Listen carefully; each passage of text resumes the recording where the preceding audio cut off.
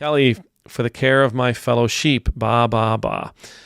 Kelly, thank you very much for your generosity. And thank you for giving me a segue into the next talk. So recently, I was caught this interview with a lady in the United States who is really, really nervous.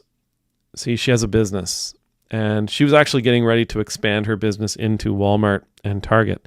She sells baby stuff, baby toys and blankets and plates and cups and stuff like that. Anyhow, she gets all of her products from China. And what she was saying was her business, she has a load of stuff in China right now ready to get on a boat, and she's told them to wait because she can't afford the tariffs, right? So it's however $100,000 worth of stuff. If it arrives in LA or Long Beach or Virginia, wherever it happens to be coming in, whatever the port it'll be arriving at, she has to, at that spot, pay the tariff. And the tariff is I think at the time of the interview it was 100%, 103, 104%. She's like, I don't have it. As a small business person, I have enough for the next batch of inventory, but I don't have enough to pay for the batch of inventory and 104% on top of that. And she didn't say she was a Trump supporter, didn't say she voted for Trump, didn't say she didn't vote for Trump. She didn't offer an opinion about the White House. She didn't offer an opinion about the administration. She didn't offer an opinion about the work they're doing. What she said was, I'm paralyzed, was her words. I am paralyzed because I don't know what I'm supposed to do next. She's like, I could send the stuff to Australia, have them repackage it in Australia and send it up here. Yeah, there'd be an extra cost, but at least I'd have it and I could probably cover that cost. But as it is right now, I don't know what I'm supposed to do. But she was worried she's going to have to lay people off. She's worried that she's going to have to close business up. She's worried she's going to lose the opportunity to expand and grow her business. It's a small business, but she wants to, like many people, expand and grow. She's worried. She said, our house is leveraged. We put our house up as collateral for the loans we took out to start this business and to get this business up and running. And we could lose our home.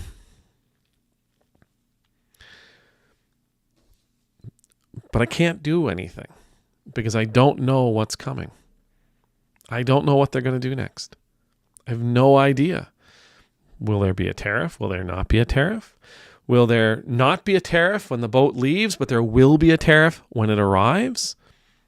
I have no clue. She's like, I have no clue what I'm supposed to do because everything is always up in the air. There's no certainty.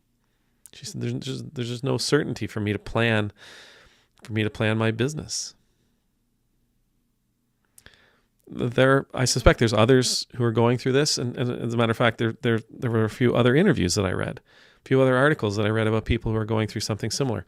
I watched a video tonight on another channel. I was going to talk about it. I may come back and talk about it from a different angle, but the content creator said, this is one of those FAFO moments. This guy who's a Trump supporter, he brings in alloy rims from China, and he's asking his fan base, he's asking his supporters, he's asking his subscribers, if anybody out there knows where I can get chrome rims for cars, right? Chrome rims from China, or not China, but from Mexico or Canada or wherever, some other place that isn't being tariffed like this, please let me know, because I'm going to lose my business. That's where he finds himself. There's no certainty. He can't make any plans for his business. He can't make any plans for what is ultimately his life because, well, everything is insecure. Everything is up in the air. Everything is unpredictable and uncertain. was listening to them. And for some reason, Psalm 23 popped into my brain. The Lord is my shepherd. The Lord is my shepherd. I shall not be in want. He makes me lie down in green pastures, leads me beside still waters. Now, we've all heard somebody say, we didn't elect a pastor, we elected a president. And I understand that. I do. I get that. We didn't elect a saint. We elected a president. You didn't elect a holy man. You elected a president. But a leader, a biblical leader, the good ones, all of them were shepherds. Not necessarily by occupation, but they were shepherds in their nature. They understood their role to look after their sheep. They understood that they had a job to take care of their sheep, that they had a job to protect the sheep. They had a job to watch over the sheep. They had a job to guide the sheep, to bring the sheep to water, to bring the sheep to good, abundant grazing grounds.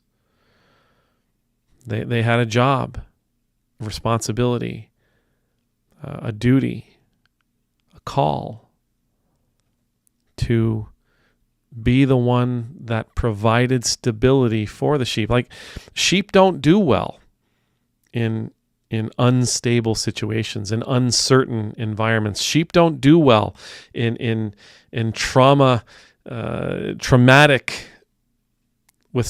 lives. They don't do well if you're continuously rushing, if you're continuously changing, if you're continuously shifting. They don't do well. If you have to change, you do it gently and you do it slowly. If you have to shift, you do it gently, you do it slowly. You do it calmly. You make the change while at the exact same time accepting that whatever it is you're doing, you have to do it in a way that keeps those sheep healthy, that keeps those sheep feeling calm, that allows those sheep to maintain their trust of you, the shepherd. People, from the biblical metaphor, we're the sheep, right? We're the sheep, and the shepherd is God. But I'm sorry about this, but for most of us, many of us, we also take on the role of shepherd for others, right? So, yes, the Lord is my shepherd, but I'm the shepherd of my flock here at St. Margaret of Scotland. I'm the shepherd of those that come to me for assistance. I'm the shepherd. Perhaps I'm the shepherd of the Church Without Walls community, or at least one of them. Again, not only are we the sheep, we're also called to be a shepherd from time to time. Perhaps not all that often, perhaps more often than we would like, perhaps what feels like all the time. We will eventually have that responsibility as well, because that's who we're supposed to be as leaders.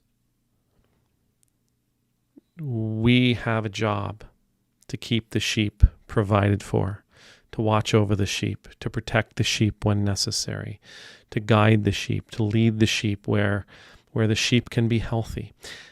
And we have a responsibility to do it in a way that keeps the sheep healthy, that keeps the sheep listening, that keeps the sheep feeling safe, feeling confident. These things matter to the overall health of the sheep. So not only does it matter what we do, not only does it matter where we lead the sheep, it matters how we do it. It matters a lot. And again, we don't look at these stories in order to bash anyone. We look at these stories in order to learn from them. The last couple of weeks of we're going to tariff this and we're going to tariff that and we're going to do this and this is chaos. This is chaos. Maybe you'll say this, well, it's needed. We got to right the ship. How you do it matters. As leaders, we might have to do great, big, drastic, life-changing, course-altering things. But we still have to remember, we always have to remember that it matters how we go about making those changes, or we will harm. We'll harm the ones we are supposed to be taking care of. We'll damage the ones we are supposed to be taking care of. Amen.